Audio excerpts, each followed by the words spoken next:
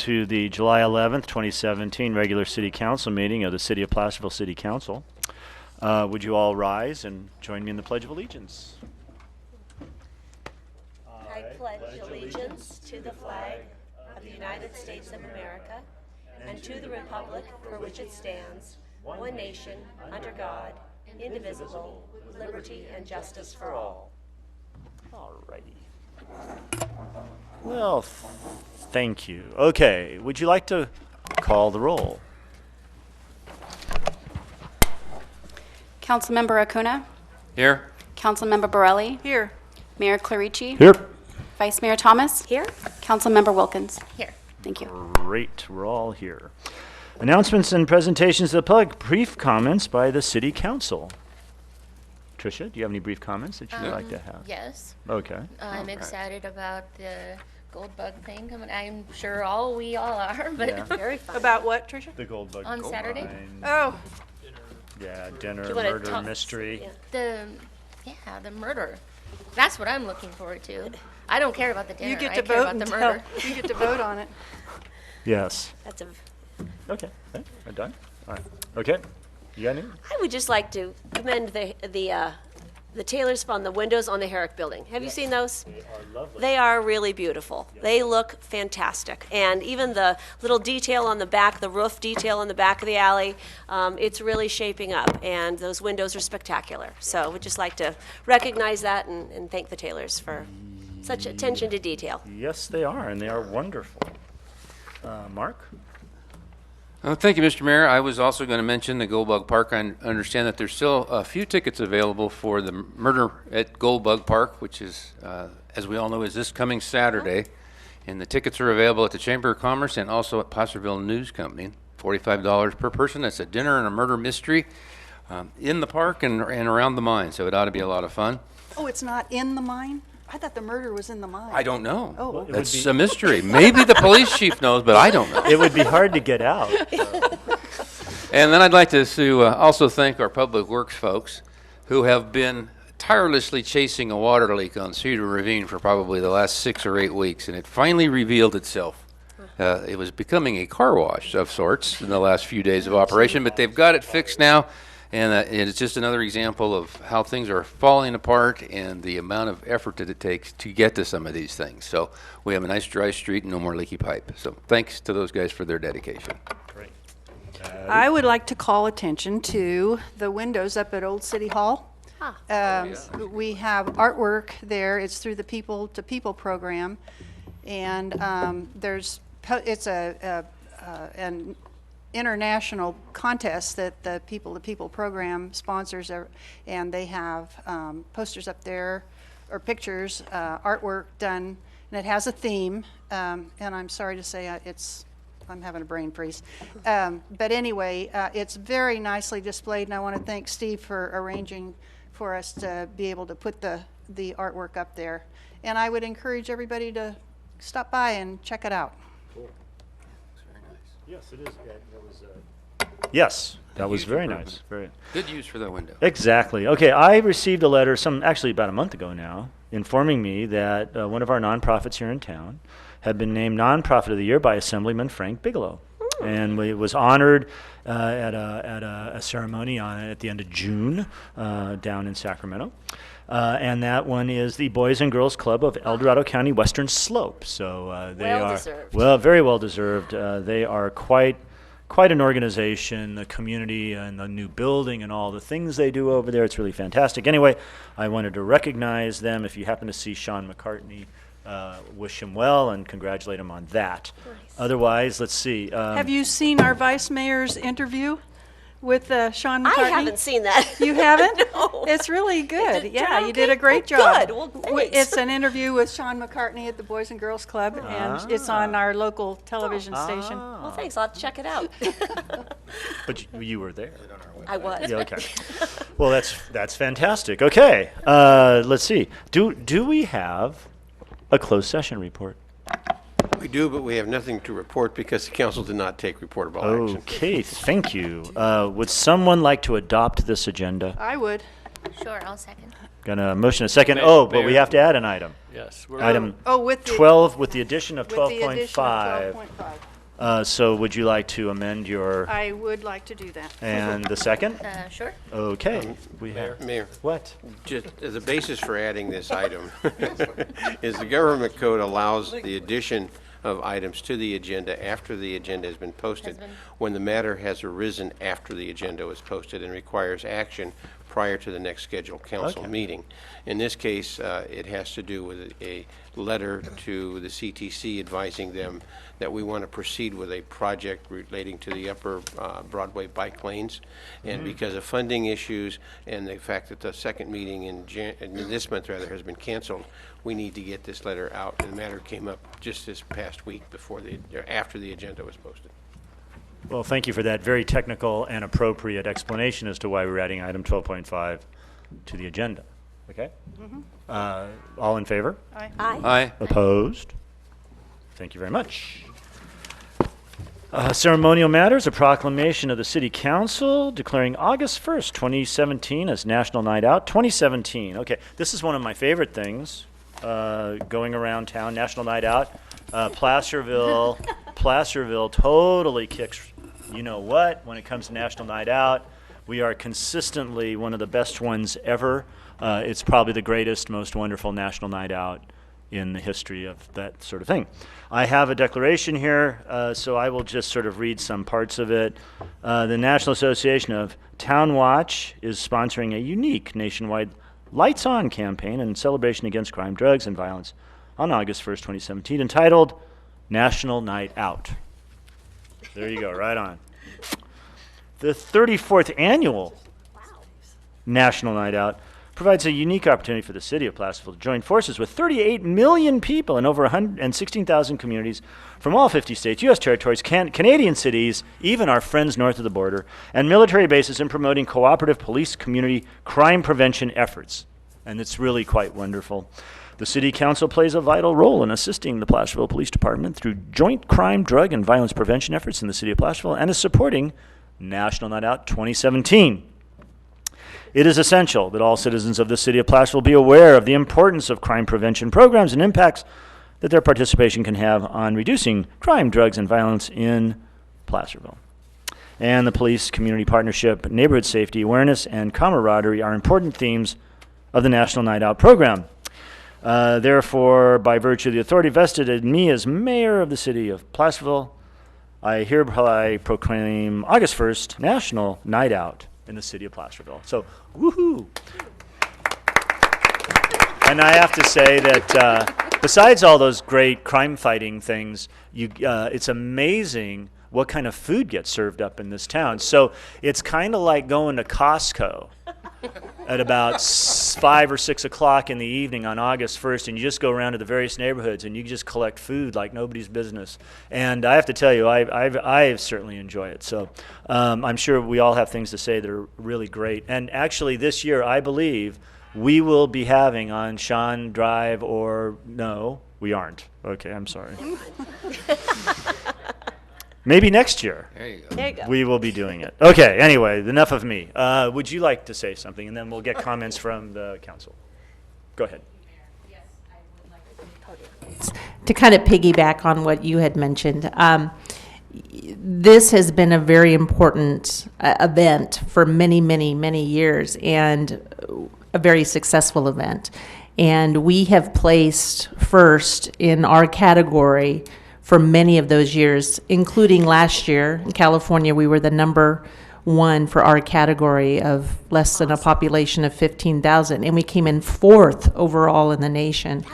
So out of 134,000 parties, that is pretty significant. So we are going to continue and move up. That's our goal, is we want to be, we'd love to be #1 overall. But I would like to say we have an additional number of events. We're going to have 20 events total this year, which is up from 17 from last year. One of the big programs that we're kicking off, and this is through the Neighborhood Watch Association, is a new program called the Dog Walker Watch Program. And basically what we're doing is we're going to enable and get those people that are out on our streets already walking their dogs to be an extension of Neighborhood Watch. So we've got T-shirts for the walkers, and we've got bandanas for the dogs. And we're going to start kicking that off officially for this year's National Night Out. And I'd like to continue to have that as a part of Placerville's events. We're going to have, again, the grocery outlet's going to have another big car show event, 200 plus cars that are pretty amazing in themselves. Most of these cars are going to be entered in hot August nights and on their way up to Reno. They're also going to have live band, and they're going to have a line dancing contest. So that's going to be their big draw. Benham Park, we're really trying to play at Benham Park and the city park. We're going to have free swimming. We're going to have, again, our dog walkers out there. We're going to have bounce house, snow cones. Again, we're really trying to push the families out there, especially after last year's heat wave. The park seems to be the place that we really need to be with all the trees and everything. We're also going to have an event at Sierra School. We're going to have an old-fashioned carnival there. So we're going to have all kind of carnival games and a walking magician and cotton candy. And so we're really trying to reach out to as many of the different types of groups that there are out there in the community. Last but not least, one of the things we're going to start, since this seems to be all the rage, is we're also going to have drone coverage. We're going to film all of the events from the sky and add that to our footage. So if that doesn't kick us up into first place, I don't know what will. But I just want to thank the city and all of you for being so supportive of this program. And it really means a lot to the communities and the neighborhoods to see you, the officers, the chief, everybody out there. It's in this day and age, having hands-on and being able to talk to the city leaders really means a lot to them. I hear that time and time again, how much they love having access to all of us. So, thank you. Well, no, thank you very much. This is fantastic. And yeah, let's kick that thing up to #1 overall everywhere. Yeah, because I that would agree. be really cool. Yeah. Can I say one real quick word? You can say many words Many slowly words. if you'd like. I just want to say, I missed last year because I was back east at my daughter's home in Fairfax, Virginia. And I was all excited back there. I thought, okay, I'll go to National Night Out, and see what that's all about. I couldn't find one. It was so disappointing. Yeah. It was really disappointing. And I understand there were a few homes. Yeah, you're right. There were a few homes that had some, but they just didn't put it on like we do. And Yeah. I just thought, oh my gosh, this really shows what we do here. It really does. And being a former Sacramento resident, there's very little, it goes by neighborhoods, but to have the entire city buy into it. Right. That's what's unique about Placerville, is we get a total buy-in, not only from the city, from police department, but from the vendors, the businesses, the donations that we're getting. I mean, it's amazing, absolutely amazing. So we're very blessed. Thank you. Thank you. Carol, thank you so much for all your effort and everyone's effort on this. It takes extraordinary planning for a year, I'm sure, to pull this off. And It is. It's a team effort. It truly is a team effort, but we've got a great team. I've got great management, great support, all of you. I couldn't ask for more. It really is truly a team effort. Well, really appreciate your leadership on it too, and thank thank you you. to everyone involved for making it a party in Placerville on Tuesday, August 1st. And That's we can't right. wait. So thank you so much. Thank you. Oh, Mark? Thank you, Mr. Mayor. And while he did accurately describe the food, and there are some superb cooks in our neighborhoods, one of the things that I have always enjoyed, and I think this will be my 11th or 12th National Night Out to participate in, is the opportunity for the community to come out and have a quiet time and a positive time with their police department. And I think even more important than that, this is an opportunity for our police officers to know that the community does really, truly appreciate everything they do, coming to work 7 days a week, 24 hours a day, the service that they provide. This is a chance for them to hear thank you, because let's face it, when you pick up the phone and have to call the police, it's usually not just to say hi and how's the weather. There's some stressful situations going on. And so this is a great time for our police officers to get that positive feedback from the community And I just think that's so important so that they know that the community really, truly does care, and it really supports them very, very deeply. So I'm really looking forward to another one of these. I'm sure we're going to just, with drone coverage, how can we fail? That's right. Thank you. Thank you for your hard work, Carol. Thank You want to introduce your little partner there? I would love to. This is our night, the City of Placerville's night from National Night Out. Welcome.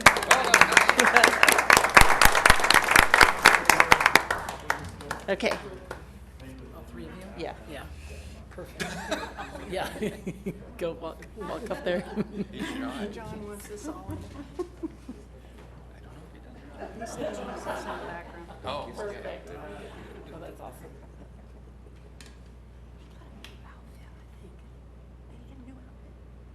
Excellent, thank you. Looks nice. That's a good-looking group there.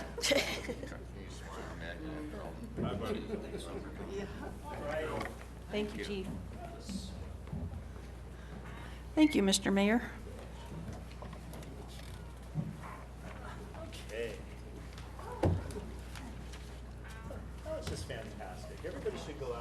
Everybody should go out on August 1st and go to one of these neighborhood things. The thing at the grocery outlet is just amazing. Just the whole thing that's going on up there. But all over the community, there's going to be these barbecues and whatnot, and it's a lot of fun. So go have a good time on National Night Out. Okay, we are now to the public comment period. These are brief, non-agenda items.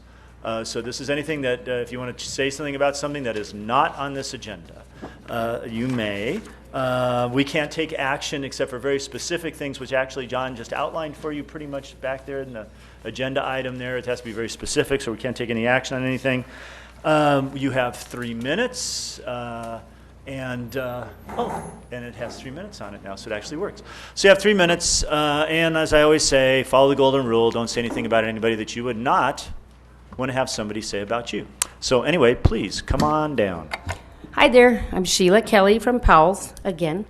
We're still having some concerns over the parking, the new parking situation. As a business owner, I show up early in the morning to unload my car. I have to park right in front of my restaurant. I unload my car and I move it up to the top where I pay for the 3rd floor. And if the parking person comes by and marks my car, I can't come back to town after I get off work at 5 or 4:30 and have dinner with my husband without the possibility of getting a ticket, because my 2 hours is automatically gone, even though I was only out there for 10 minutes. And I don't park out there any longer than that. There's some people on Main Street that do split shifts at different restaurants that are receiving tickets. They work 3 hours in the morning, they go home for 3 hours, they come back, they try to pay, and the machine won't allow them to add more time, and they got a ticket. One girl got one yesterday. We're all getting tickets. 2 weeks ago on a Sunday and Monday, somebody wrote a sign and taped it up and put it on I don't know if you saw it or not, free parking today. So when I approached the parking person about that, she said, well, I took that down and there's gonna be a lot of tickets today for so many people. And it was like, well, can't you do something? I mean, you know that these people that don't know would just assume that that was a legitimate letter. That happened 2 days in a row. It's confusing. The signage is confusing, and a lot of my customers are afraid to even come downtown and spend any more than 2 hours because they don't know how to work the machine. And they do. A lot of them come downtown early, do some shopping, and then want to come back for dinner, and they're getting tickets. So I'm not sure how we can approach this or what we can do, but it's a big concern.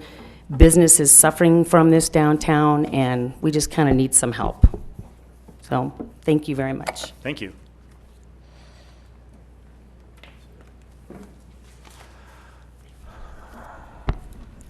My name is Dorothy Wilson, and I've been here before to talk about downtown parking.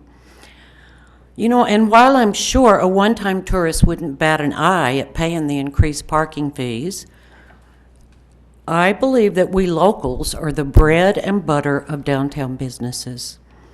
People from all over this county, as well as many from the valley, have in the past frequented Main Street, our historic Main Street. What effect will these increased regulations have on those customers? I personally find that I am avoiding Main Street since the new regulations began. Why would I risk getting a ticket to shop at Placerville Hardware when I could go to Home Depot and shop for free? You know, I think I could have stomached the paid hourly rate increase from $1 to $2, but the daily hours extension and the addition of Sunday is totally unacceptable, and I beg you to reconsider this. The system of recording license plate numbers was ill-conceived. If I make 2 or 3 stops downtown, maybe each stop being 15 minutes, if the parking monitor happens to come by and record my number, I'm going to get a ticket. There's no way for a parking monitor to know if a vehicle has left town and returned later. A friend of mine was ticketed because he made 2 brief stops on Main Street in the same day, many hours apart. There was no way to prove he left and came back later. He was defenseless. I don't know, I think we could maybe set up, a Google app on our smartphone to track our location and times every day, but I'm not someone who wants to do that. Also, and I've said this before, the signage is totally insufficient. The signs in every monitored area need to state clearly the times and days that parking is monitored. People unaware that the hours have been extended from 5 to 7 p.m. can be ticketed, and the sign when entering the third floor lease parking spots states clearly, except Saturday and Sunday. And apparently, according to the ordinance that I read, it's 7 days a week now. Please state the new regulations clearly on the signs if you won't do anything to change this. How can people be expected to follow the rules when they don't know the rules? Thank you. Thank you.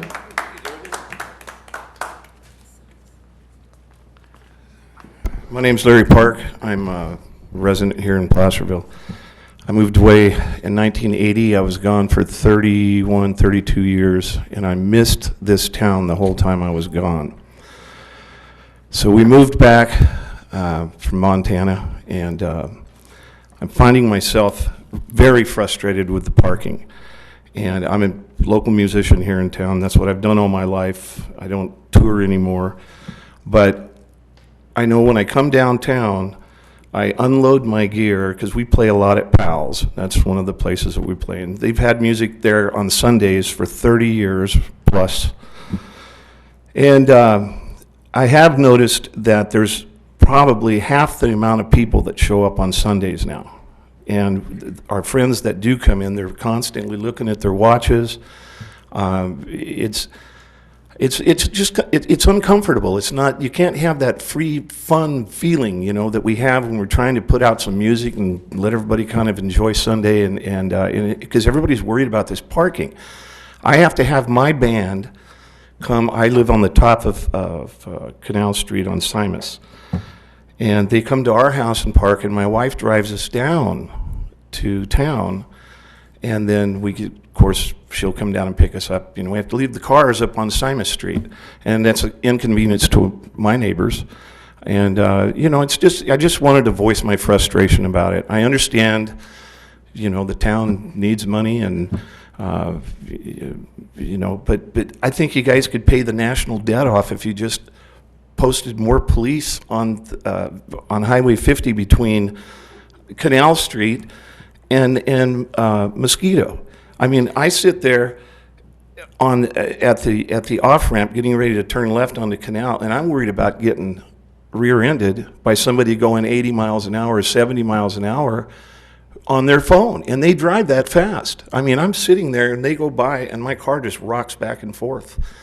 And you guys have done a pretty good job. A couple of times I've called the police station and give you guys kudos for that, because if you could just park a car there, a police car there, I think it would slow people down, But anyways, I just wanted to do that. Maybe I should have put this in a song and brought my guitar and sang it to you. It'd probably been easier to talk. But anyway, thank you. Thank you. Okay.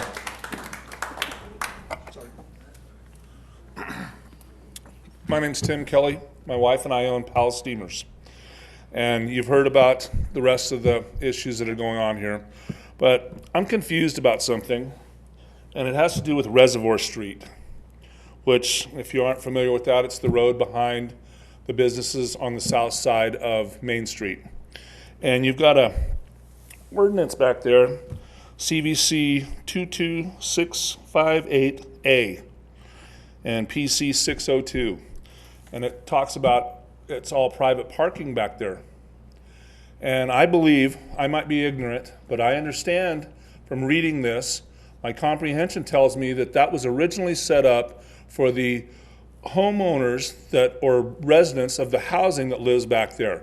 It's not, it was never intended for it to be private parking for the businesses on that side of the street. There is no parking on the north side of Reservoir Street.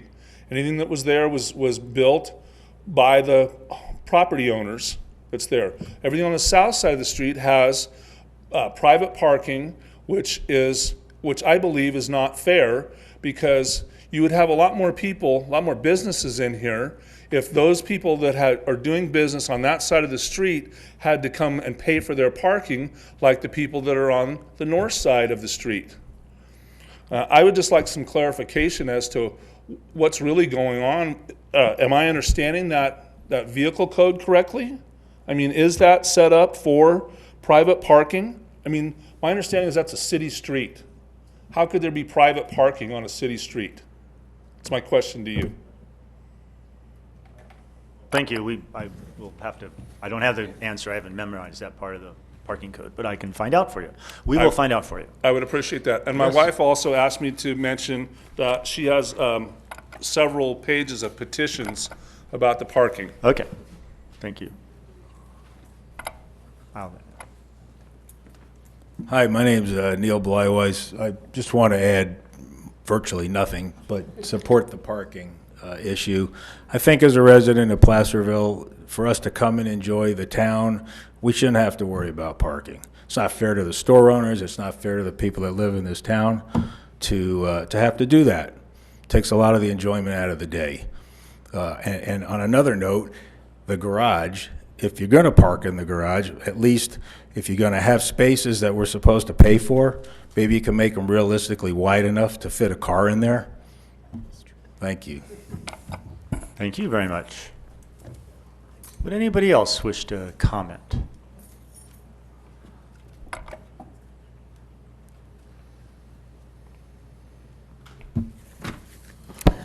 Sue Rodman, also a resident of Placerville, and I was on the parking committee.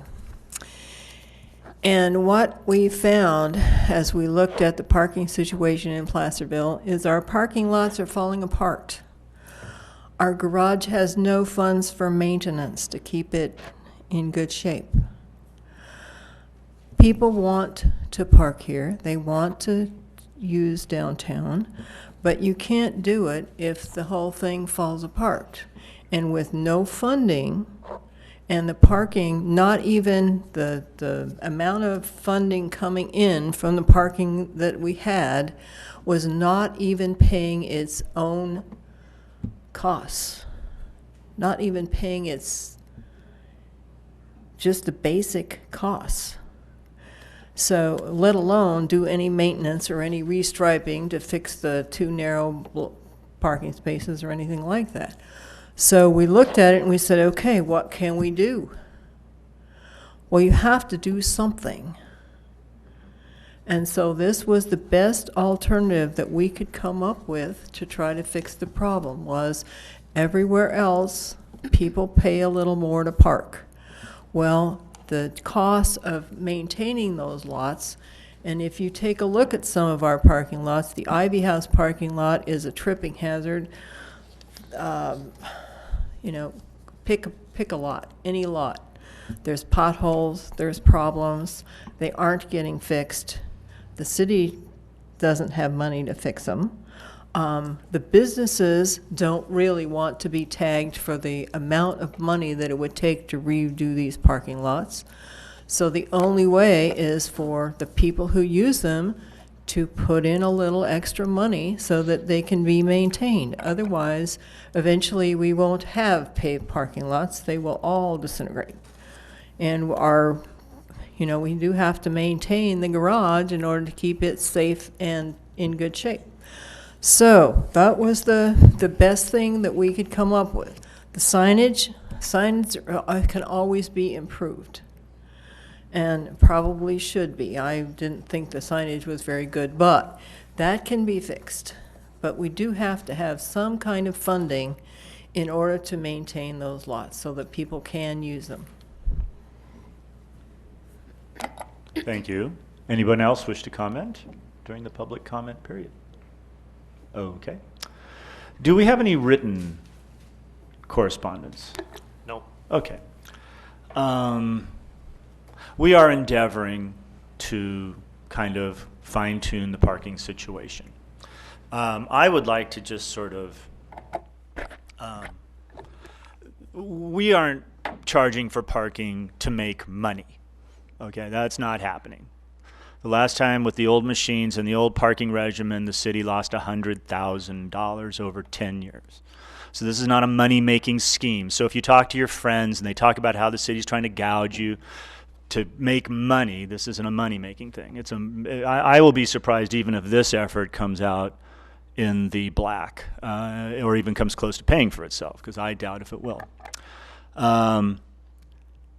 The parking committee was charged with doing a couple of things, and that was coming up with a parking scheme for downtown that would not leave us $100,000 in the hole, because essentially what you're doing is you are making a gift of public funds to private property. It's something that the city tries to avoid. We do not provide parking for businesses on Placerville Drive and Broadway. And so that is a challenge. It's one of the challenges, and I've worked in all sorts of the foothill communities, and they all have the same kinds of problems. Limited parking, limited access, costs like maintaining the parking lots and whatnot, and how to deal with it. Some communities decide, the property owners decide, to put an assessment on their existence in a certain spot, and then they would pass that down through their tenants, and their tenants would pass that down, if they can, through costs. If you owned a business on Broadway or Placerville Drive, that is likely what you would be doing. You would be paying for parking. So if you go to another place, yes, you get to park your car and no one's charging you for it, but you do pay for the parking even in a place that has unpaid parking. You're just doing it through the cost of the goods and the services that you're buying at whatever establishment you tend to go to. I also used to sell commercial real estate, so and manage commercial real estate. So I know about triple net leases and the whole bit. So there are very few things. There is really nothing like free parking out there. I will say what I have said before on this subject. The merchants need to come up with a scheme that maybe meets the needs of the folks that have concerns collectively, because that's what happened before, and then bring it to us. And as long as it pencils out, then we're fine.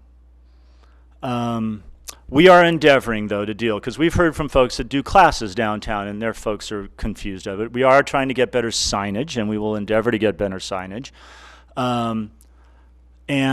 So we are moving forward on this particular issue. And I think Councilmember Acuna pointed it out the last meeting that there has not been one of these transitions of parking that have not gone without incident. When they went from marking the tires, which everybody defeated by moving their cars around, to the machines that we just got rid of, there was a lot of kind of growing pains, and then eventually kind of everything got worked out.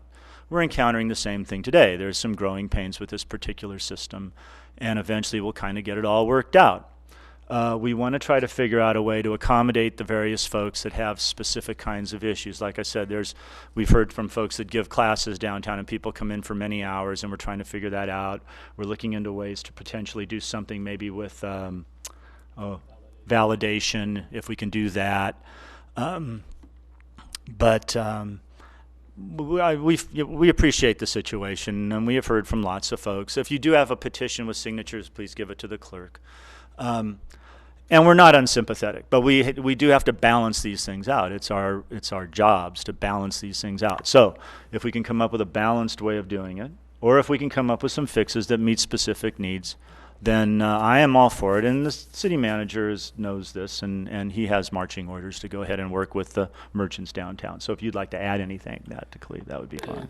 The only thing really that I do have answers to a few of these questions, but I think what I'd like to do, as you know, the council asked us to bring back a report on this. Right. We are doing that at the next meeting. We'll have a comprehensive report outlining what the programs are, exactly what we have, and some potential fixes for some of those that we will send back to the parking committee to look at. So at our next meeting, which I want to remind everybody is on August 8th. August 8th. Because we have canceled the second meeting in July. On August 8th, we will have a report, and we invite people to come out and express their concerns and help us look through the process at that time. Yeah, and we'll reach out to some of the folks that we've heard from to make sure that they kind of know what's going on, and you folks, and there's other folks that we've heard from. So we're not unsympathetic, and we do want to get it right, and we certainly want people. We are citizens. We are residents of Placerville, and I go downtown all the time. I spend lots and lots of money and time on Main Street. So, and you know, the parking thing is kind of interesting.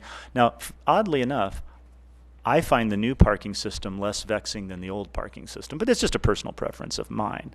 Anyway, but that's it for parking. Councilmember Acuna. Thank you, Mr. Mayor. I was going to ask Cleve, because I think it was, I had requested that item be brought back. We'd had a few of the same folks here a couple of meetings ago. And I think that I would share the same concerns. The signage certainly has room for improvement. So we want to make sure that you're all here on August 8th. And I would ask you also to remember that when this current system was being reviewed, when Sue Rodman and her colleagues were on the parking committee and working with those selected members from the PDA Association, they also had signatures and approval from the folks that they represented. And that was a part of what was recognized and discussed during the adoption of the current program. And I know it's very frustrating for me to sit up here and have a week or two meetings later, I don't know, another group of folks come in and say, well, there was 200 of us that didn't have a chance to go to that meeting. Well, we have absolutely no control over a private organization's meeting and when they're agendized and who can't go. So, we know that this is going to occur on August 8th. So please make sure to do the best you can to get all of your members. I mean, we've heard numbers of upwards of a couple of hundred folks. We've never had that kind of input. But yet this thing got adopted, represented to us as having been fairly heard and discussed at various PDA meetings. So that's all we can go on when it comes here on a Tuesday night. So please keep that in mind.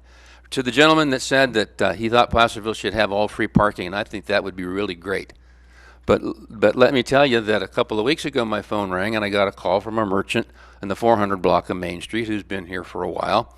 And for the last week he had watched two fellow business owners leave their cars in front of his business all day long. 8 to 9 hours a day. They do it all the time. So there are conditions, unfortunately, that folks do need some guidance. And this has always been one of the issues.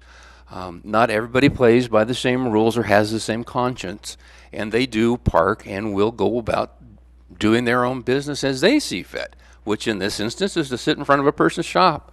I wouldn't think Powell's would want somebody to park for 8 or 9 hours every day in front of their prime spot. So unfortunately, we're going to have some regulations. So but please keep that in mind too. The last thing I would like to ask the city manager for, they're in confab right now. We may need the city attorney. Is I have been also getting a lot of complaints for, I got a ticket and I don't think it's right, the sign was wrong, the timing was wrong. I would have a problem if the sign said 5 o'clock and I was at 6:30 and I got a ticket, I would want some explanation myself. So I would like to ask the city manager, so if I have a complaint regarding a ticket that I received, a parking ticket, who can they contact your office? Who should we best send those through? Well, there's two things they can do. One is to go through the appeal process that is outlined on the citation they received. But they can also, at this time, we recognize that there's problems that we're trying to work out. And they can call our office at 642-5200, and we can try and work it out for them. If it is a legitimate concern that something happened, we have had some of those where people tried to add time and couldn't for whatever reason. We're trying to work out what it is, and we have waived those tickets. We've taken care of those. So we will work with you when we can during this time to try and get all the bugs worked out. So. Thank you, Cliff. I appreciate that. Thank you for the time, Mr. Mayor. Of course, anytime. Anyway, yes, go right ahead. Along those lines, I thought that with these new machines that we were bringing in, that they were going to take care of that. Solve that problem of adding time and. Well, they are supposed to. That shouldn't be an issue, and we're trying to figure out. We're working with them to see what the issue is. So, okay. Yeah. All right. Thank you. Great.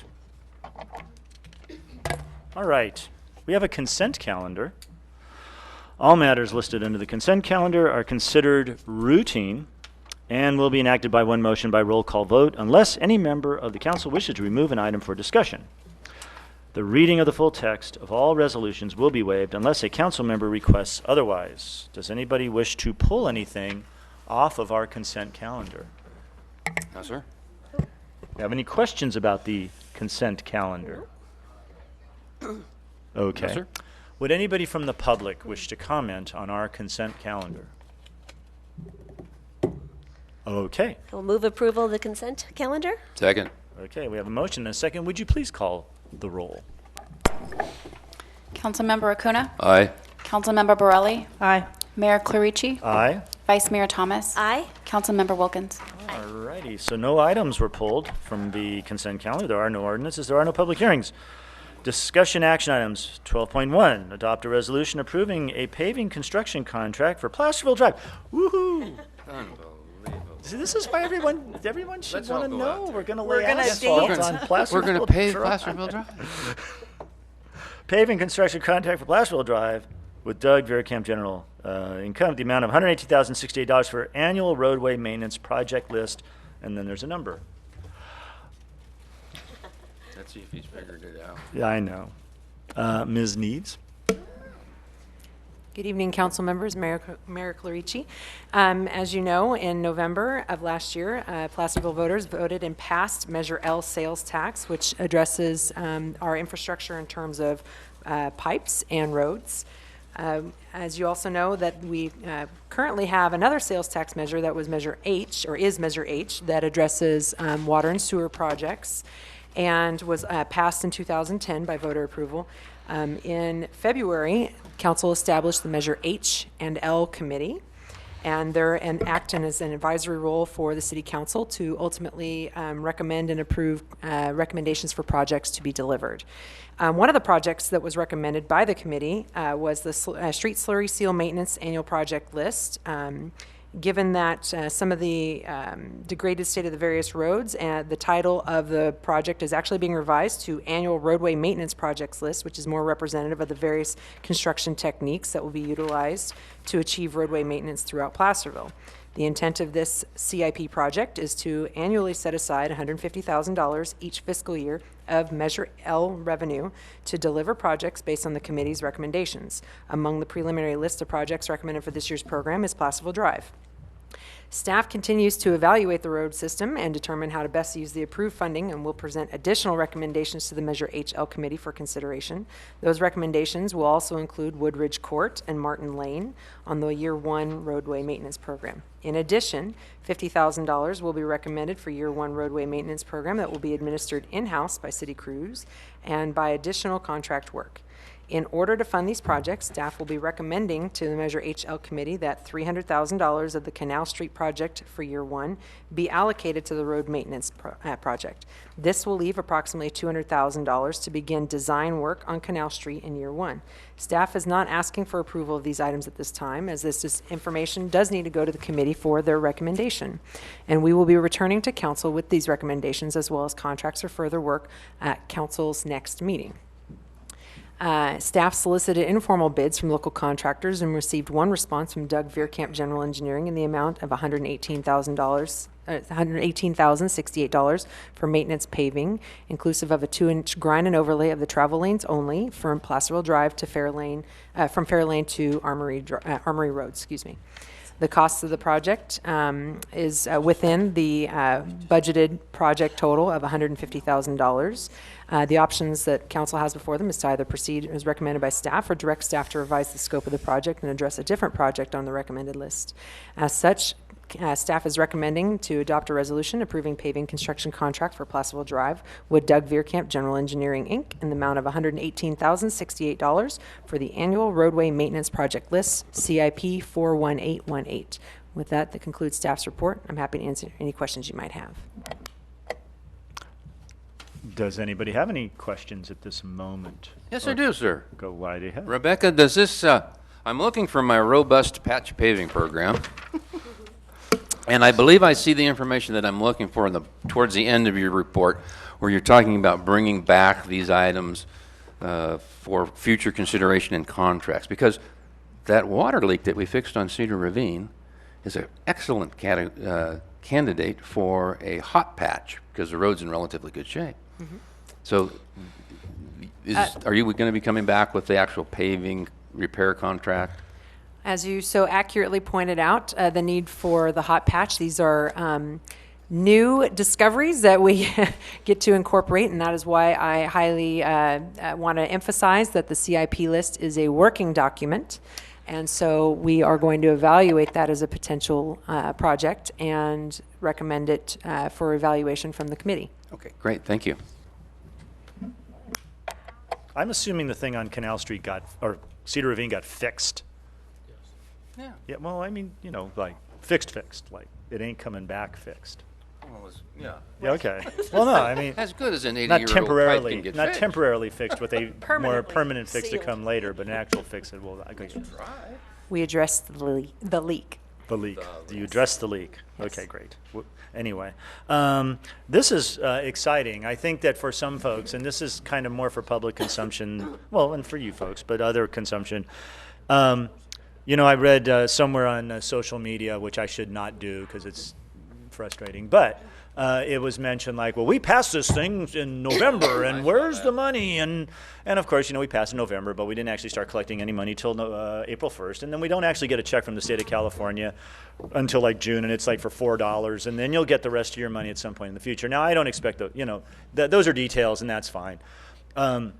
One of the things, though, now is that these projects are going to start rolling out. This is the very first one of a number, and we're actually experiencing a little bit of a cash flow issue for some reasons that we have no control over, and hopefully we'll be able to get that taken care of. It has nothing to do with Measures H or L. It just has to do with other projects and things that we've had going on.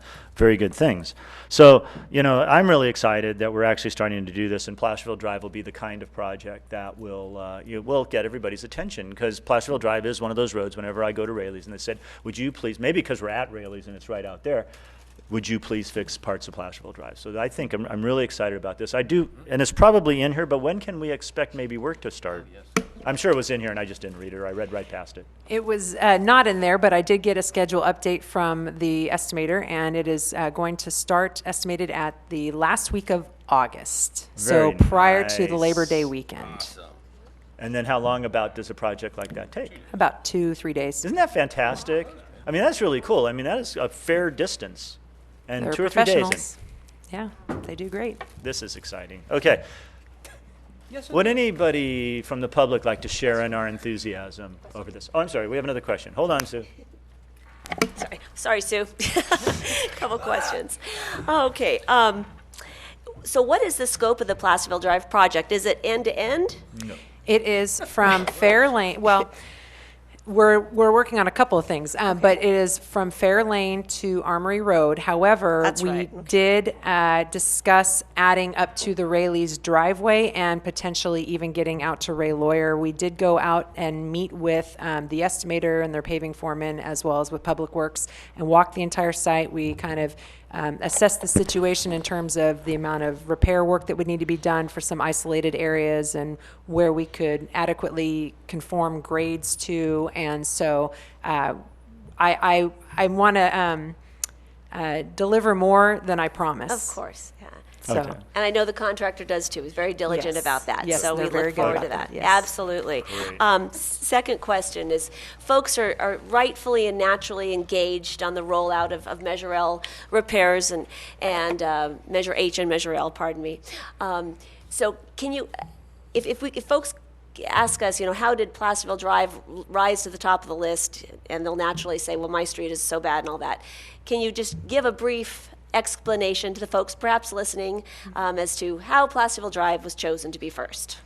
To be honest, the real answer is long-winded and boring, but we discussed it at the public workshops where we had a series of criteria that the public, we presented to the public as terms of ranking each of the projects. And based on that criteria, amongst staff and evaluating the pavement management program that we have in place, that was one of the main reasons why it came to the top. Right. I think that's really important for folks to understand that there's a very involved, detailed process for assessing the needs and the scope of each project and which ones are rolled out first. So look forward to driving on this improved pavement. So thank you. Okay. Are there any other questions? Sue.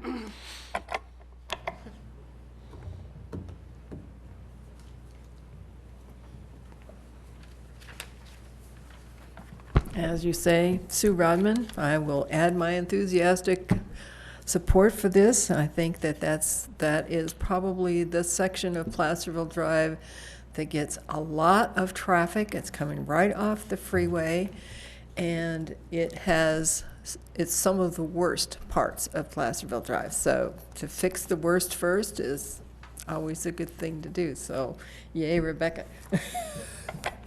Thank you, Sue. And one of my kind of dreams is that when we start to get more into the process of rolling these projects out is to have a fairly, I don't want to say exact list because things move around depending on all sorts of circumstances, but having a list that people could look at and say, oh, for the next year, these are the roads that are likely to be addressed by the city. This is where the maintenance is likely to be happening, so that folks can start to get a feel for how we're rolling out the money, and then they'll see how their tax dollars are getting spent. So I'm kind of, we've had discussions about it with Cleve and I, and other folks have had discussions about how we would have that as a document that people could go to and say, oh, okay, next year these are the plans. Of course, it has to go through the committee, and they have to approve things, and make their recommendations to us. But at some point, it'll become hopefully a wonderful routine that we'll get into, just fixing things in town. So. Yeah. Can I add on to your thought? I appreciated your comments earlier about the misconceptions that somehow the minute the election, the polls closed in November, we started to collect the Measure L money. While that might have been nice, it's certainly not how it worked. Could this be considered the first project? Yes, sir. So I think we need to make a big deal out of this because there are a lot of folks that are confused. And with the state's tax hikes that they're proposing, a lot of folks that aren't looking, who's looking forward to that? I mean, I think we really need to make some sort of a deal out of this because this is the first project that has gone through the committee, it's gone through our engineering staff, it meets all the criteria. Yeah. Getting this piece fixed, so many people that visit, shop, come through Placerville, right now they're getting a horrible trip on that road.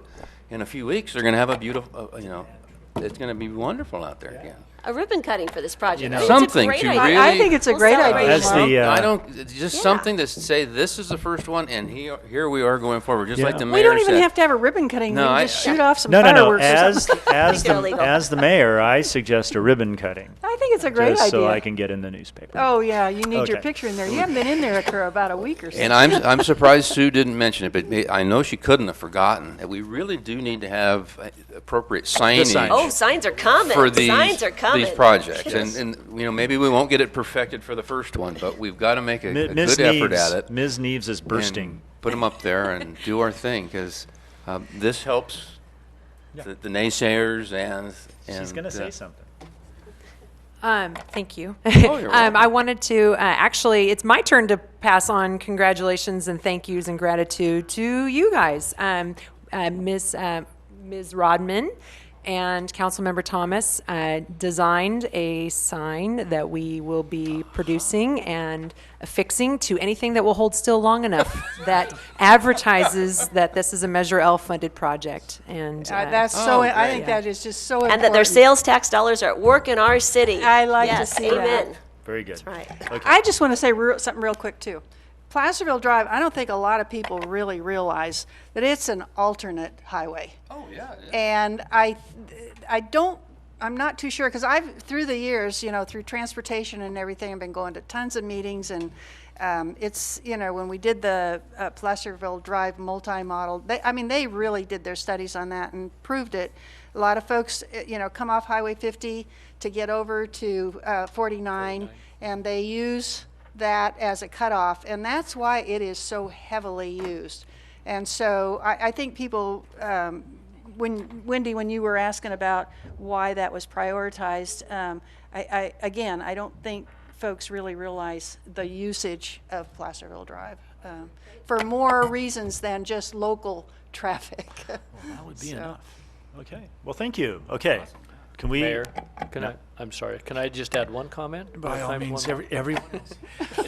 I just wanted to say, stay tuned. We will have another report, I believe, on August 8th at our next meeting, hopefully, that will further some of this.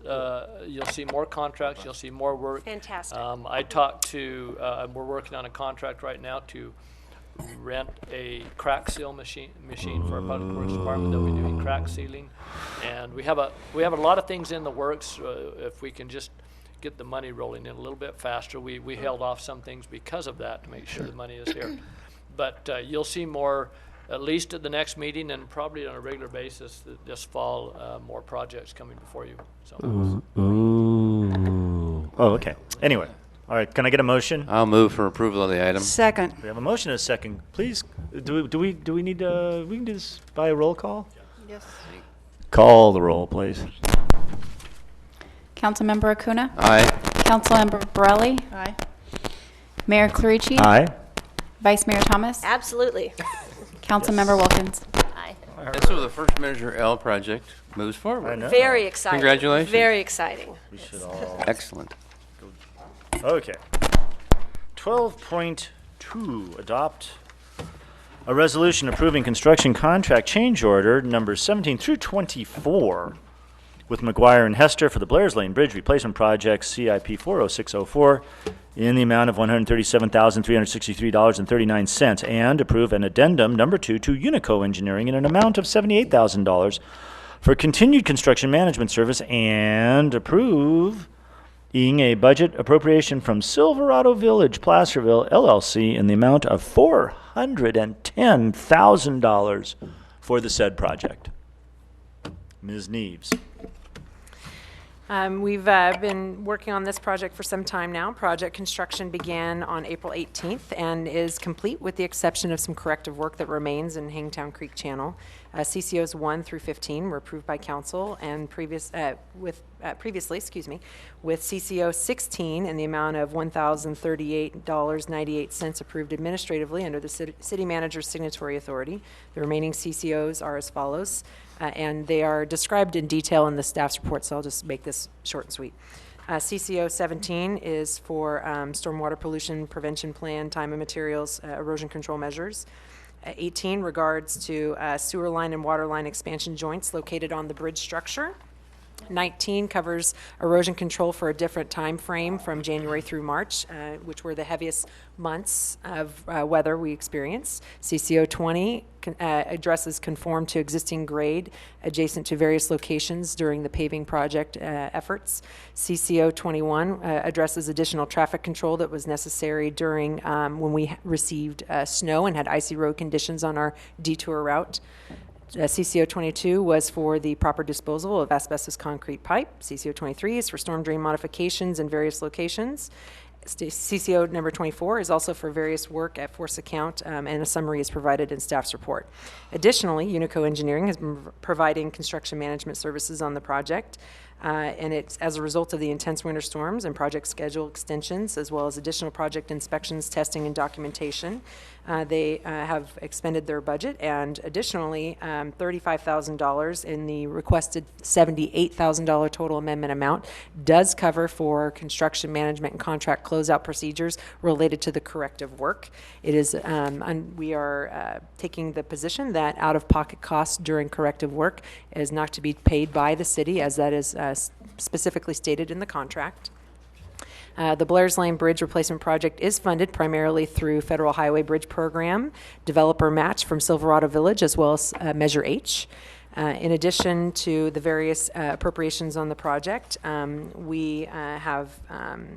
we've been carrying some costs related to general fund and sewer enterprise fund that we would like to reimburse, as we've been carrying them on this project for a little while, waiting for HBP to reimburse us on those eligible items. And as such, we do have the added benefit that we do have developer match on this project to help us carry those costs. So we're grateful to them for that. And the requested project budget is $5,671,951, which is greater than the total project encumbrances of $5,449,433. As such, staff is recommending adopting a resolution approving the construction contract change orders 17 through 24 with McGuire and Hester for the Blair's Lane Bridge project in the amount of $137,363.39, and approving addendum number 2 to Unico Engineering in the amount of $78,000 for continued construction management services through project closeout, as well as approving a budget appropriation from Silverado Village Placerville LLC in the amount of $410,100 for the said project. I'm happy to answer any questions you might have. Are there any questions for that wonderful staff report? No.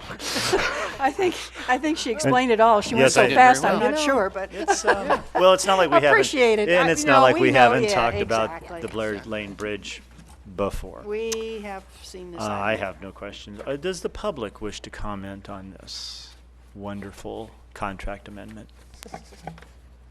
Okay, we'll bring it back here. Do we have a motion? I'll move approval of item 12.2. Second? Okay. And we if I have a- could just make a comment. Yes. I know there's been a few difficulties with this particular contractor, and not only that issue that our staff has worked diligently to resolve in a cooperative manner. Our staff and our hired consultants and our contractor managed to construct this bridge during, depending on where you are, one of the worst winters in California history. And we didn't, that I'm aware of, have any serious issues as far as flooding in the creek or damage to private property or complaints from the public. I mean, other than the inconvenience of having the bridge, but we knew the bridge was going to be closed. So amazing. This project, I've walked it a couple times, and I think it really came out well. And I think it's an excellent example of what our staff and our consultants are capable of doing. Right. I agree. I agree. Here. Okay. I do want to remind the engineer of a certain sign that we had a discussion about on the uphill side on Broadway. We are looking into it, and we will be coming back with that. Okay, great. Thank you. So we have a motion and a second. Would you? Oh, whoa. Mr. Mayor, I'd just like to make one comment, just Well, of a point of course. clarification. Although we have the agreement with the developer, the funds that are being appropriated have not been received yet. So I just want to make sure that's clear. Thank you. We will be awaiting the check, as it were. Okay. Okay, we have a motion. All right, we have another comment coming. I should probably comment on that. I agree with Dave, that's a concern we have. They are under contract Right. to do that. We feel comfortable that they have to. The question is how much time they could delay making that payment. There's no. As we've noted in here, the payment would get paid back to them once we receive it from the Highway Bridge Program, which we expect hopefully in October, Yes, sir. when the state gets their funds replenished. But it is a concern that we may, if we can't get them to agree to pay that, there's some things that we can do that I've talked to the city attorney about in terms of trying to enforce that agreement. But it is a concern. We've mentioned a couple things about cash flow issues already, and carrying another $400,000 for 4 or 5 months would be an extreme for us to do. Okay. So, Is there a time frame stipulated in our contract with them, with the developer? That's what I. Rebecca, do you know with Silverado? There's not a specific time frame. However, there is a specific amount that was part of a condition of approval for the project. Okay. Right. Yeah, they were required up to $1.2 million contribution towards this. We've done 500, and this would be an additional 400. So Okay. approximately 900, still well under the 1.2 million that they were obligated to potentially fund. That's correct. Have we had conversations with the developer at this point? We have, they're not happy, I'll put it that way. I don't, yeah, And can understand that. Can but understand that. we will continue to work with them and hopefully reach a solution for it. Right. So. I need to emphasize, as you know, there were some issues with us, the contractor on this project.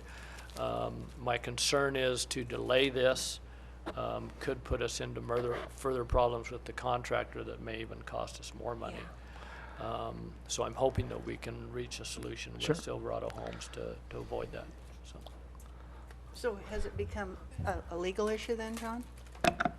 It's getting close. I mean, this city engineer and I have had several conversations with respect to the issues that we have with the contractor, and we are very close to having those issues resolved.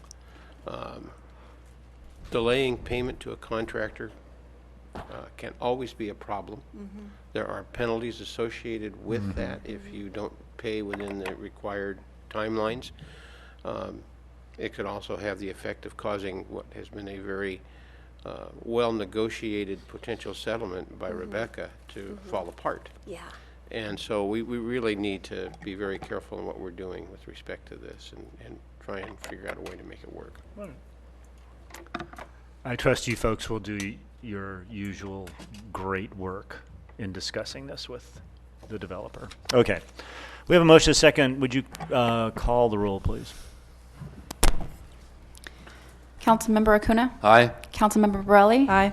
Mayor Clarici? Aye. Vice Mayor Thomas? Aye. Councilmember Wilkins? Aye. Thank you very much. 12.3. Woof, this is a lot. Approving, we adopt a resolution approving a contract change order, CCO number 13, for a credit in the total amount of $77,723.08 with Doug Veerkamp General Engineering for the Party Way, Big Cut Road, Sacramento Street area waterline replacement projects, waterline replacement on Chamberlain Street and Sacramento Street, CIP 41109, and approving consulting services agreement number 3, amendment number 3 with REY Engineers, Inc., in an amount not to exceed $65,828 for additional construction management services, and authorizing the city engineer to execute a notice of completion, and instructing the city clerk to record said notice with El Dorado County Recorder's Office for the Party Way, Big Cut Road, Sacramento Street area waterline replacement project, waterline replacement on Chamberlain Street and Sacramento Street, CIP 41109, and authorizing the Director of Finance to release all remaining retention being held for construction and construction management security not more than 30 days after the notice of completion filing for the said project. Ms. Neves. Thank you. As you know, we've been working on the Party project. Construction was completed on May 26th of this year. Doug Veerkamp General Engineering was the contractor, and the project was primarily funded using Department of Water Resources Prop 84 water grant, as well as Measure H funds, water enterprise funds. And as we've concluded the contract, we do have, we go through a process where we issue a final balancing change order, which addresses unit price quantity changes throughout construction, linear pipe of, or linear footage of pipe, quantities of aggregate base, et cetera. As such, that balancing change order on this project yielded a credit in $77,723.08. Part of the challenges with this project is we did have to essentially remove and replace approximately 3,000 linear feet of the over 4,000 linear feet that we had installed due to two manufacturer defects, one with the pipe and one with the service saddle connections for individual services to properties. The work that was covered under that, since it was corrective work, was essentially waived by the contractor. However, there are other costs that do get incurred, one of them being the construction management inspection services. So with that credit, Since the city is the one that has the contractual relationship with REY and the contractual relationship with VeerCamp, we address that credit includes the amount that is represented in REY's amendment. As such, we did provide a revised project budget in the amount of $2,835,491. Project expenditures total $2.83352. And as a result, we are within the project budget. Options are to approve, as recommended by staff, or to direct staff to attempt to negotiate additional changes to the contract and bring it back to council. As such, we are adopting a resolution, as Mayor Clerici stated, in its entirety. And with that, if you have any questions, I'm happy to answer them. I don't have any questions, but this has been fantastic. And it's great. I'm glad it's getting done. The little bits we had with the bad pipe and the joints and all that, notwithstanding, and some issues with the state. But otherwise, it was great, and everybody worked it out, and the contractor worked out right. Anyway, I'm happy. Is there any other comments or questions? I think it has, I think it's a really welcomed project on that hill. It's been in such disrepair for so long, and it's just beautiful. And pleasure to drive on it now. And I just hope the state keeps the lines open in the wintertime and we don't have ice across the... And I think it's really important to highlight, as you did, that this very important critical project was funded through Prop 84 grants, with local Measure H providing the local match. And without Measure H, we wouldn't have had the local match. And we were able to maximize grant dollars to accomplish a very critical project repair in our city. And that's just cause for great celebration. So thank you for your excellent management and moving this forward. So. Thank you. It's a collective effort. Any other comments, questions? Okay. Would the public like to comment on this?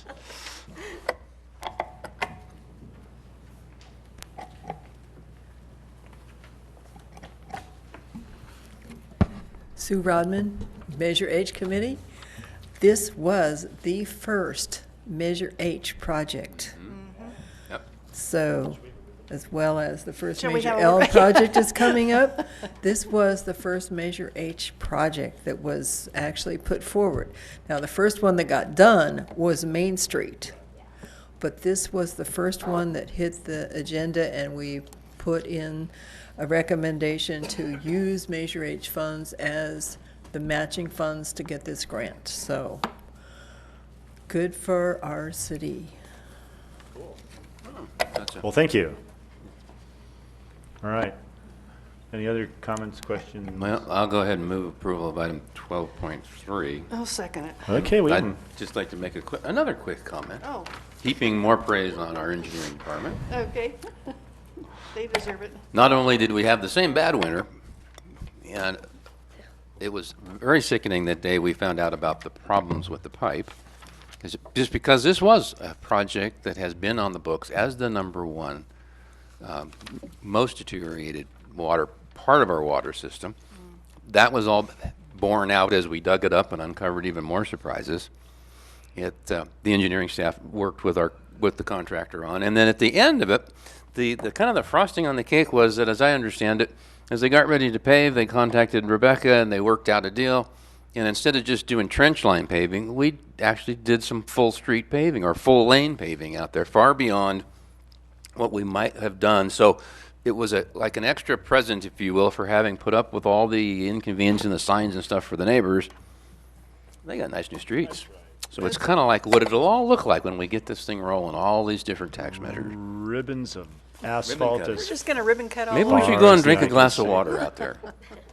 Sparkling water. Okay. Yes. Oh, so we have a motion and a second. Call the roll, please. Councilmember Acuna? Aye. Councilmember Borelli? Aye. Mayor Clerici? Aye. Vice Mayor Thomas? Aye. Councilmember Wilkins?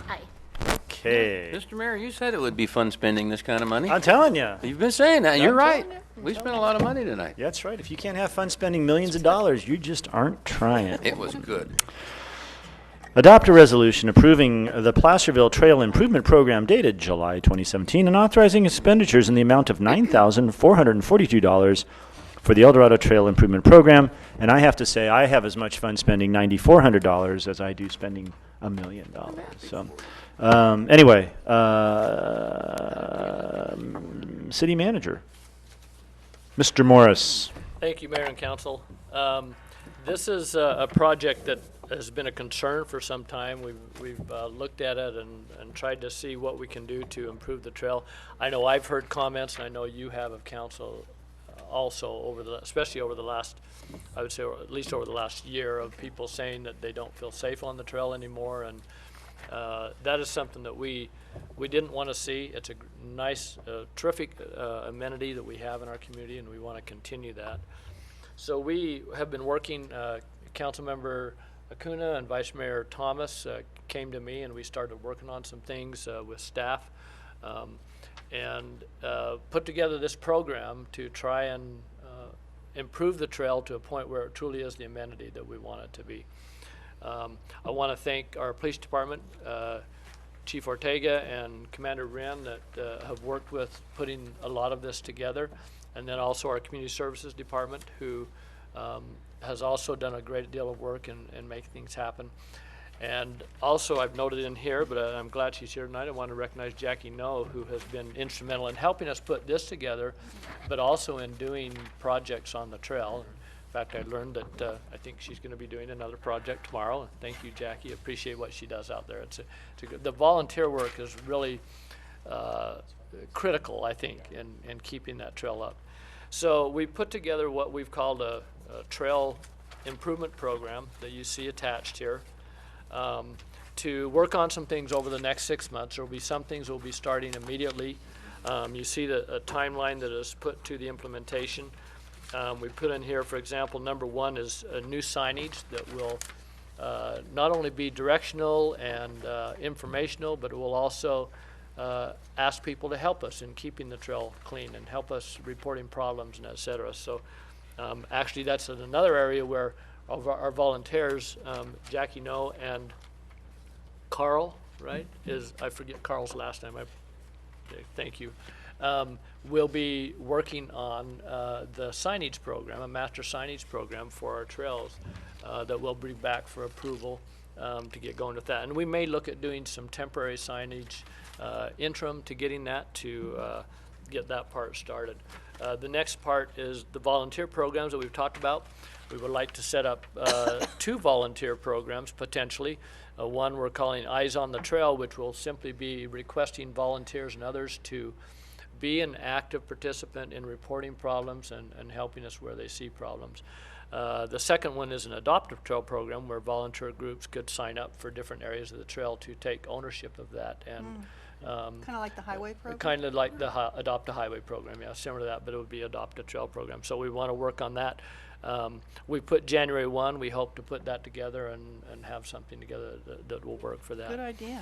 Safety and security, this is the main one that we're asking you to approve tonight, in that our police department has put together what they're calling a directed enforcement program that will implement a program immediately where they will put extensive amount of patrols on the trail over about a 6-week period that will be there to clean up the problems that we have experienced.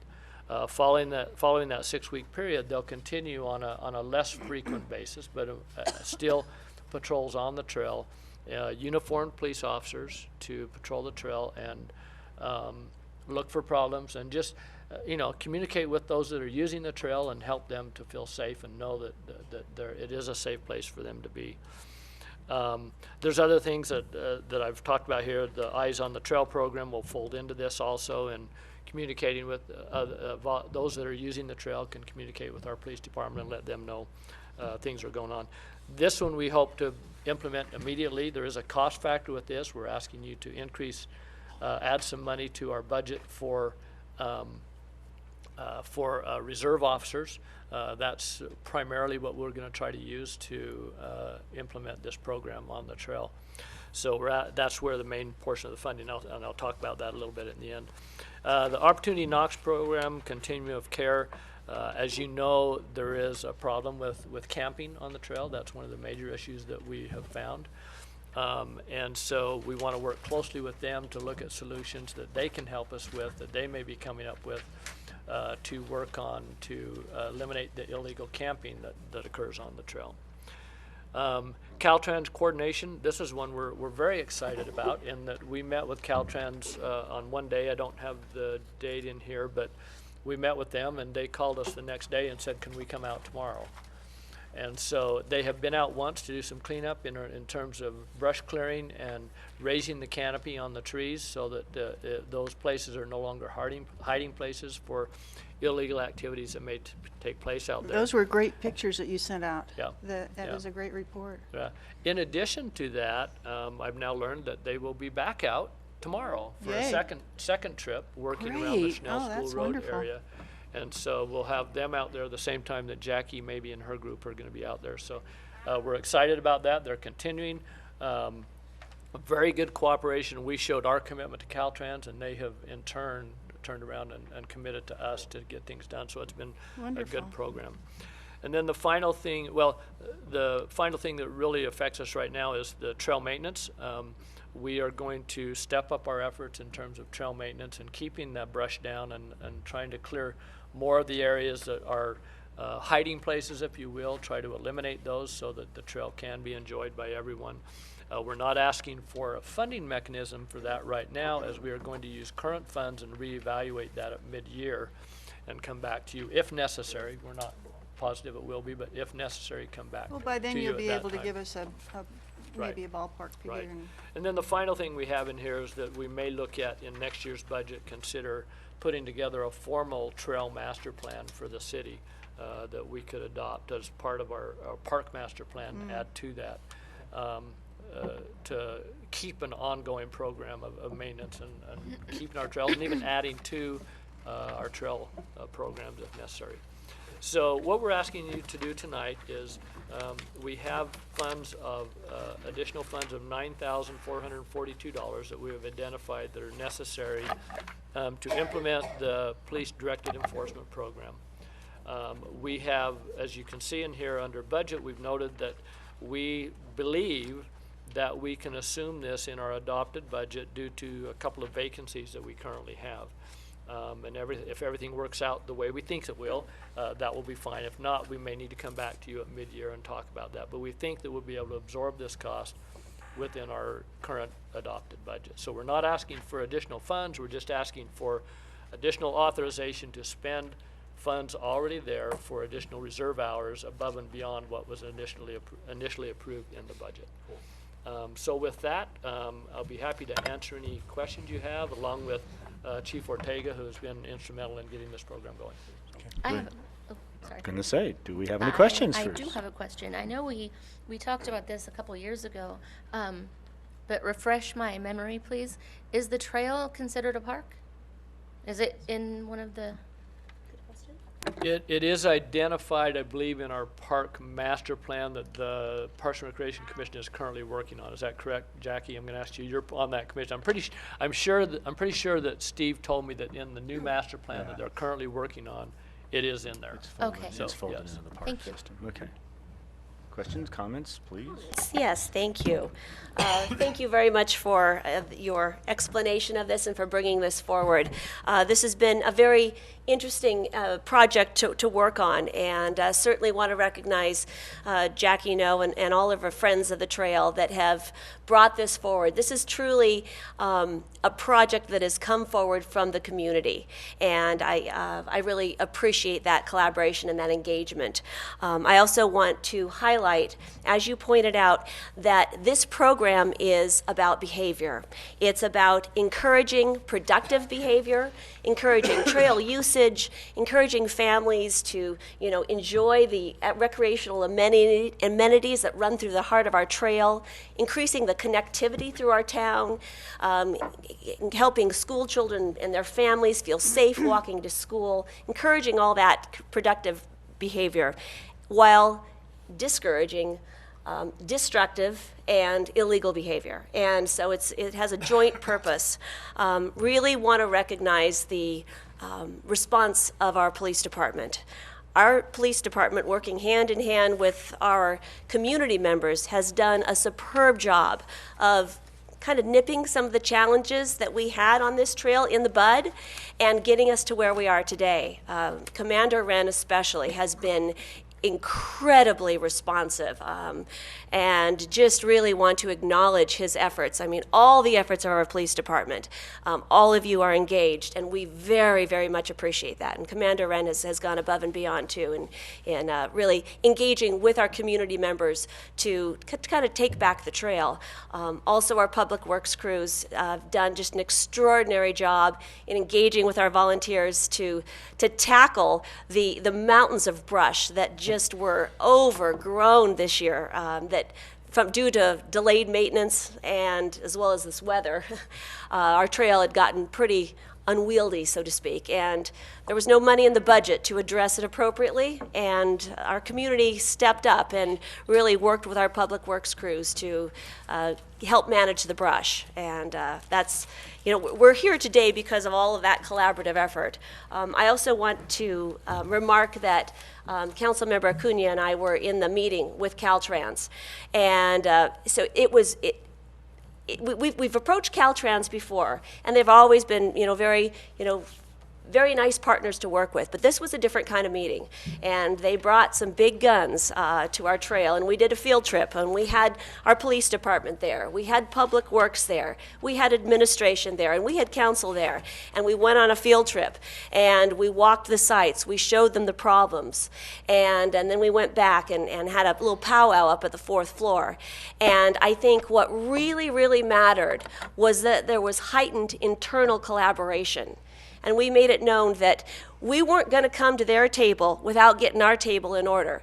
And we laid out all the steps that had gone before and all the work that had been done from the community and our public staff, our city staff, and that we were asking them to partner with us to fix their fences and to limb up the brush on their end while we were clearing the brush on our end, and to partner with us to really help move this project forward. And the fact that they called us up the next day and said, we'll be there tomorrow, I mean, oh my gosh, it was like, that's amazing. But it mattered because all the efforts that we have had taken place. So just really, this is just the start. I have great confidence that our trail will continue to be the amazing asset that it is. And thanks to our engaged community and our staff, just really grateful to everyone's efforts on that. So.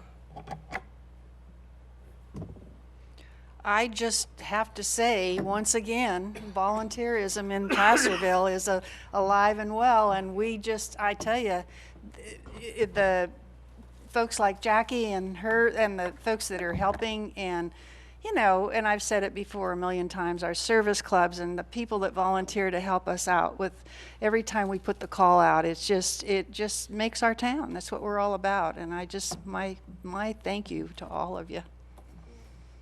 I couldn't have gone out there in that 107-degree weather and chop tree limbs and stuff. And Jackie's just she's one of those Energizer bunnies. There you go. Mark? Thank you, Mr. Mayor. And I would just echo all my colleagues' comments and appreciations for the various folks involved in this process. And I have to tell you that it is very rewarding to go out with a big agency like Caltrans with 4 of their area supervisors and be able to take them out on a site and have our ducks in a row, our facilities in order, and we had answers for all their questions. It was a very strong point to walk through the very clear and safe city right-of-way, walk up to the state boundary fence, and then on the Caltrans side is just complete disaster, from fire hazard to human waste and filthy camps and discarded clothing and cooking fires that had just been used that morning. And we turned and looked back to the city right away, and it was all cleared. And it was cleared because of all the efforts that were just described, and it all started with Jackie and her various groups. And she's taught me that there are varying levels of determination in those groups that she'll take out there to tackle the specific project. which is exactly what Patty's talking about, the various volunteers and their importance to our success. It also echoes to Cleve and allowing us to proceed with this whole thing, because it's been an issue that's come on and off the radar through the late last year, and then this winter. I know I felt like this was our opportunity, while most of the illegal activities were at a minimum, that we could really get a handle on this. And I think we really have, and one of the things that I want to strive for is that we keep a hold of it, that we don't, that what Cleve has proposed in his program, I think, is excellent, and it'll roll forward, and it recognizes our responsibilities for every year to maintain this for our community. And the positive impact or comments on social media, just putting up a little blurb, and the people say, oh my goodness, I'll feel safe walking again. I'll feel safe with my daughter. I'll feel safe with my children. Can't wait to go use the trail again. So we absolutely read that correctly. And I'd like to recognize Steve Ewell for his tenacity and his willingness to always say yes to some of the crazier things that we at least talked about, maybe discarded, but we explored every avenue of how we were really going to make this thing stick and be a success. And of course, Commander Joe Wren and his can-do attitude and his ability to deliver the appropriate message to the situation has been critical in re-engaging our police officers in their patrol duties, and going out and having to deal with these illegal activities along the trail, the impact that it has on our community. It adds a lot of extra work to their day, but I think they understand that the value is very important. So I can't say enough about the success that we've had as our commander with our patrol forces. And I would like to just say thank you to Caltrans. I've been around on a lot of projects, and they have so many unmet needs. I mean, but we were able to go in there, and I'll always think that we didn't just bring a police officer. We brought our police chief.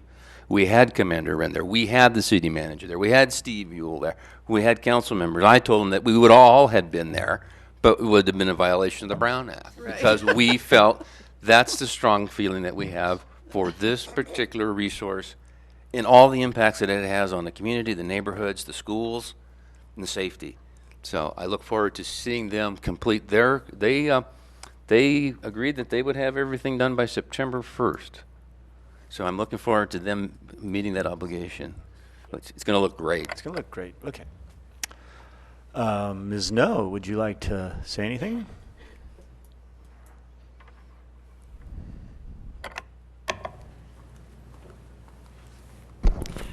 Good evening. My name's Jackie No, city resident.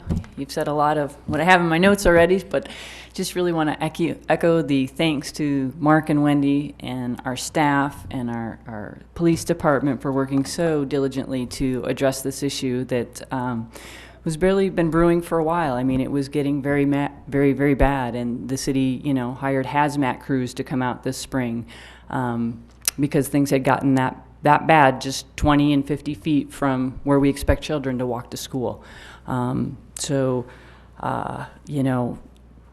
Placerville is just such a rewarding place to work. We were out there, we're doing trail work, all the trail users are thanking us, but you also hear those comments that really justify what you're doing. When someone says, thank you, now I feel like I don't have to carry a gun to walk this trail. It's very impactful, and certainly not the kind of community atmosphere that we want. And so really excited about the program moving forward. Excited about working with everyone who's just been so helpful, put in so much time, so much enthusiasm. Just can't say thank you enough. Thanks. Could I, Jackie, just real quick question. You were talking about the folks that have met you on the trail and said thank you and everything. Have any of them volunteered to say, what can we do or anything like that? And the signs that you're talking about putting up, are you going to maybe advertise that? Yeah. One of the great things that we do here in the city is the spring cleanup, April 29th, and that's a great way to recruit people to work together. And that cleanup day we had in April, people were like, thank you so much, can't wait till next year. We had a group in the tunnel painting up all the graffiti, and this mom came to me afterwards, and she said, I just want to tell you, she said, I have a son who's very challenged in life, and he said the users who were coming by and thanking us, she said he lit up and had like the best day of his year. Wow, that's great. And it really is. So, the volunteers we get and the trail users who are just always so thankful, it's just, it's so great. So maybe we can just have a trail cleanup. I mean, because once a year probably isn't going to be enough. No. We're working on that through the programs. Okay. Certainly. Well, again, thank you so much, Yeah. Jackie. Thank you. And I also want to add that Jackie not only does the trail in Placerville, but she's down behind Kmart. She's all over cutting brush. So I'm telling you, it's well, Jackie. I mean, I got some trimmed up in my yard, Jackie. And you just live up the street. The junipers. Yeah. Oh, no, I wouldn't wish the junipers on anybody. Thank you for reminding me of that. Anyway, I assume your wife would be watching. Oh, she hates those things. Okay. Does anybody else wish to speak on this subject? I'd like to move that we adopt a resolution approving the Placerville Trail Improvement Program. and I second it. Please. All right. We all want to second it. Pick a second. I don't care. Okay.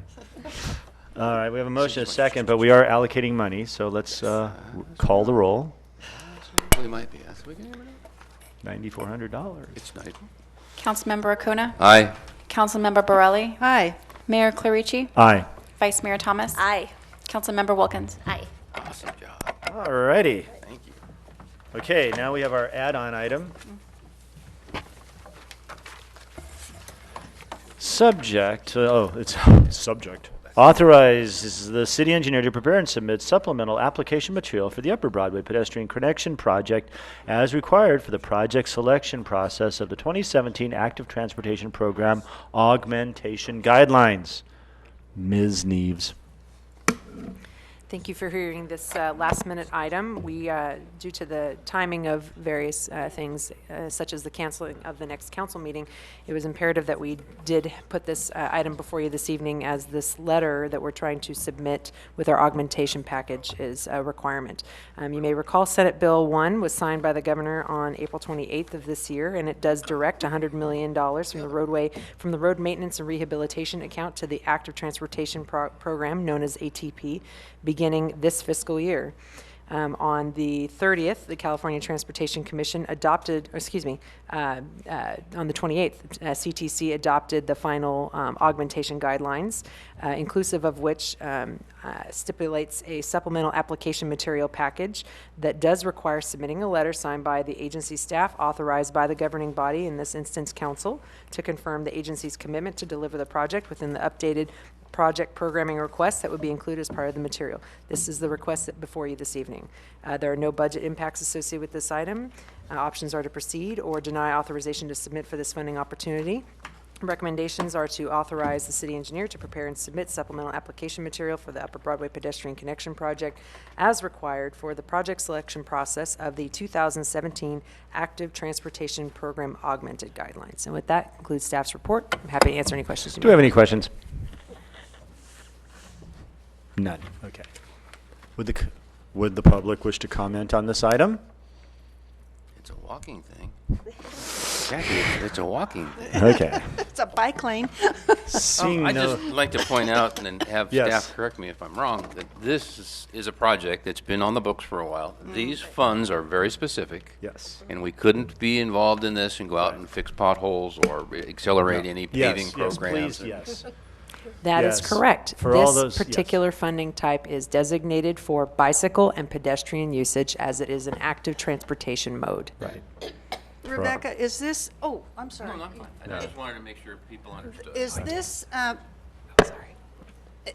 I'm sorry, because we didn't have this to look at before, but is this part of where it's going to extend up into the area that we've been concerned about up on Broadway? Is that part of? Yes, ma'am. So, well, the project scope, it mirrors the Upper Broadway Bike Lanes project, which is from Schnell School to Point View. Okay, The Upper Broadway Bike Lanes project is only a bike lane project. We only have construction funding for a bike lane project. Okay. This submittal was for the pedestrian connection project that would be delivered in unison with the bike lane project. You may recall actually last year we submitted on the Cycle 3 ATP funding, and it was, I believe we submitted for, 1.7952 million. And that would allow us to be able to provide adequate pedestrian facilities delivered with the Upper Broadway Bike Lanes project. So all the complaints that we've had and comments and everything, wanting us to to fix that, to make it safer and everything, that's what this is all about. Yes, ma'am. When we went through we're still going through the environmental clearance process, when we had public meetings, there was an overwhelming response and comments from the public to actually not only do the bike lanes, but also include additional pedestrian facilities. Right. Staff took it to heart, and we went after the funding source with the support of council, and we also went after CMAQ funding.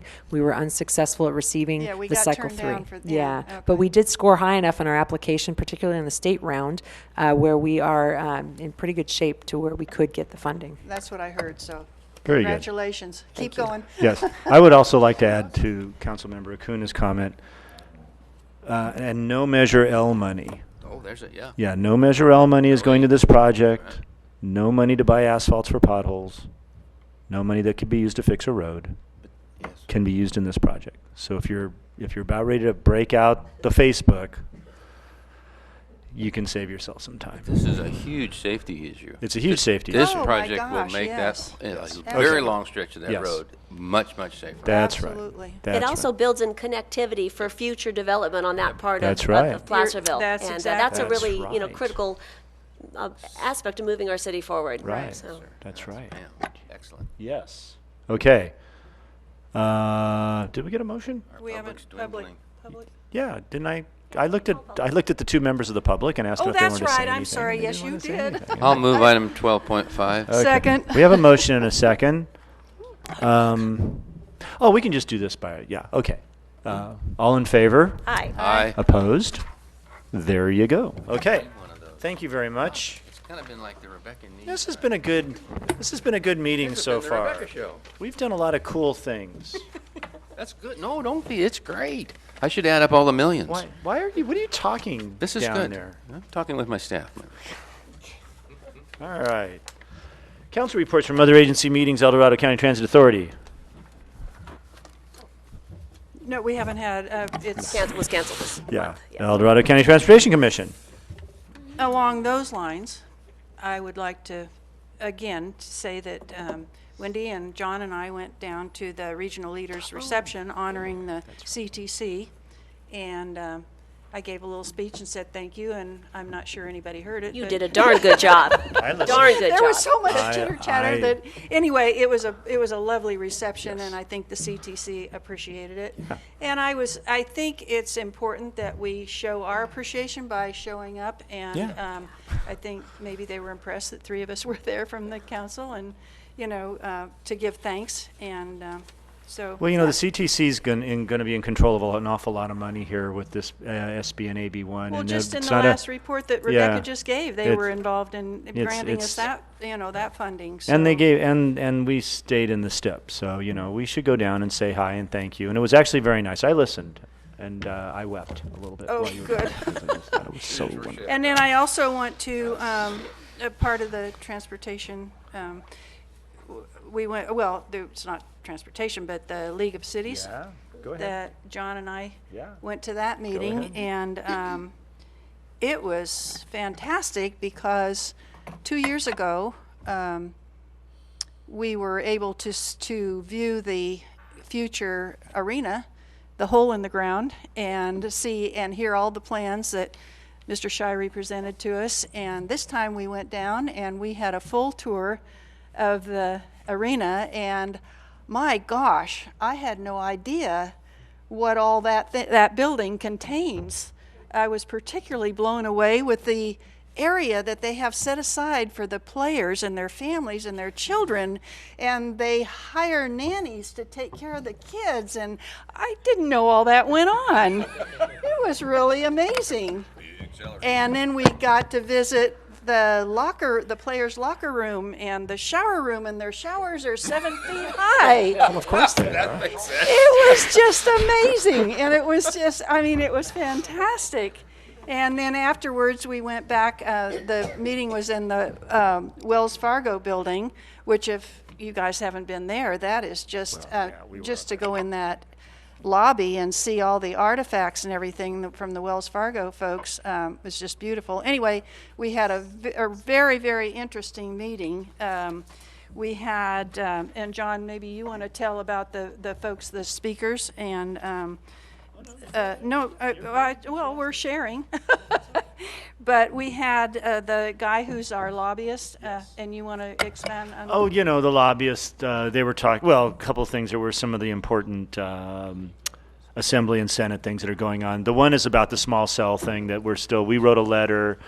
That's still out there, but just some of the issues that are in front of the Assembly and Senate right now. And basically they kind of outlined where we can add value to telling them things, and we actually came up with some ideas on how to be able to respond more quickly to some of these things. And then the pension issue they talked and about. The pension issue is and the cap and trade issue they talked about, and the bottle bill, and it was a very interesting.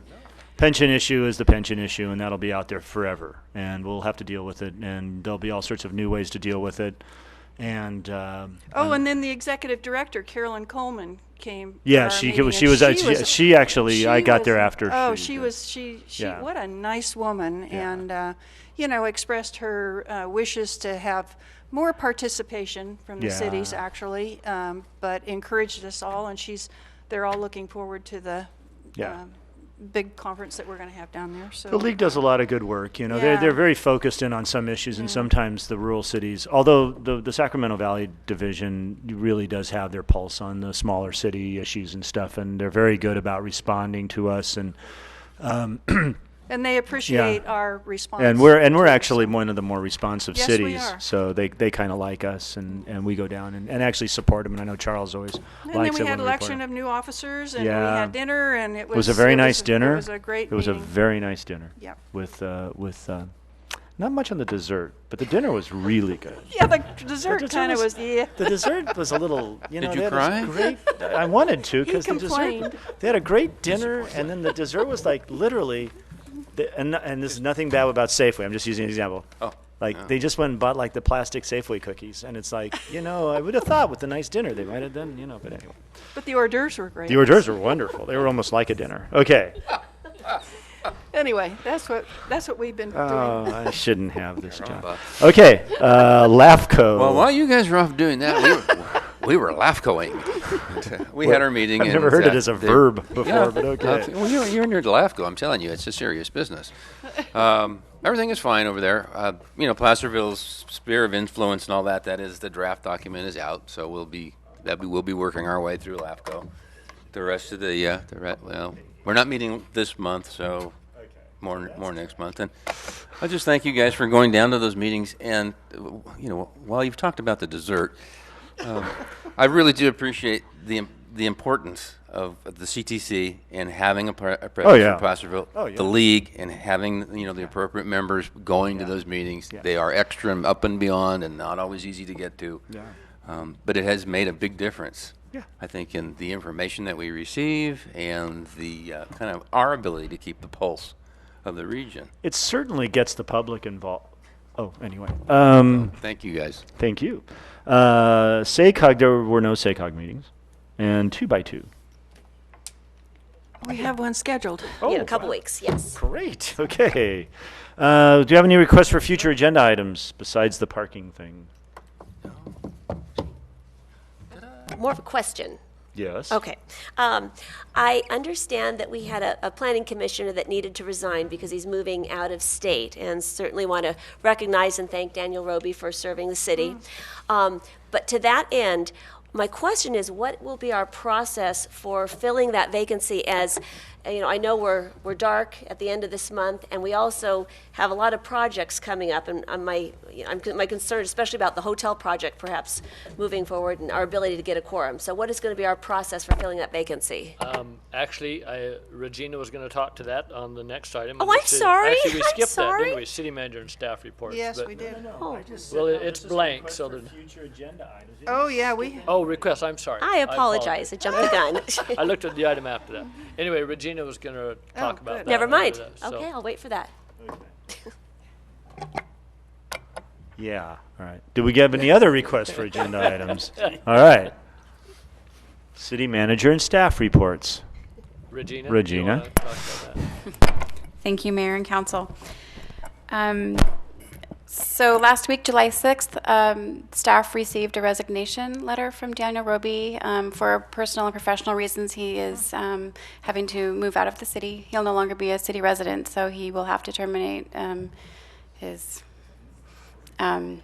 council membership, planning commissioner. So effective immediately. As you remember, we did have a recruitment or an interview. It was March 1st of this year. You interviewed 5 individuals, 5 candidates. And, it was 4 candidates, I believe, right? 2 of them were chosen and 2 were not. So staff wasn't thinking of inviting those 2 individuals to apply again. We'll maybe run a recruitment for about 3 weeks or so. And we won't have a quorum for the meeting that's to be held on July 18th because we also have planning commissioner list who has requested to have that meeting off. I believe so that will leave only 2 planning commissioners. So, and we're also canceling the August 1st meeting because that's the National Night Out date. So, and we have one planning commissioner that's on a bicycle? yes, Is he back? Peter Wolf. He's back. Is he back? Getting back. Oh, He okay. is Then- back, yes. Oh, okay. No, question. Okay. So can they function with 3 active members?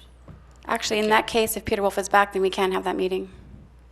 That's what I was curious. That would be Okay. good. Okay. Yeah. Are there any July critical 18th. projects that are being delayed? That'd be a question for Pierre. Pierre. Pierre? Pierre. Pierre. Mr. Rivas. Staff has contacted all the applicants that had items agendized for the meeting, and so nothing really critical. Okay. Thanks. Okay. Well, thank you. Good. Thank you. So we'll need to decide what we want to do.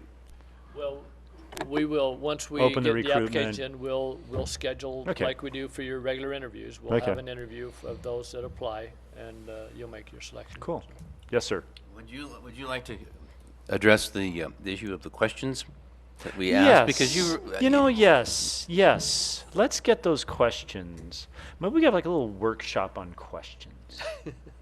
Yeah. Send it, Yeah. maybe send 'cause- us the questions that we yeah, used I'd last really time. like to think about those questions. and then We can do that. Because they were not satisfying. Okay, good. Thank you for reminding And then us. we also, in our budget, have. The training. We're going to have training. Yeah. we had that in there, huh? Training, yeah. Very good. Okay, do we have any other staff reports or city manager reports or reports? Anything? How about the city Okay. attorney's illegal? Okay. Let's see, the upcoming items. The only upcoming item is we won't have a meeting in 2 weeks, which is exciting, I guess. I will be on vacation. July 25th, 2017 has been canceled. Items tentatively scheduled for the next regularly scheduled city council meeting of August 8th include nothing. So we won't even have an agenda. Isn't that exciting? Okay. National Night Out. Don't forget National Night Out, August 1st. And everybody, have a good rest of the night.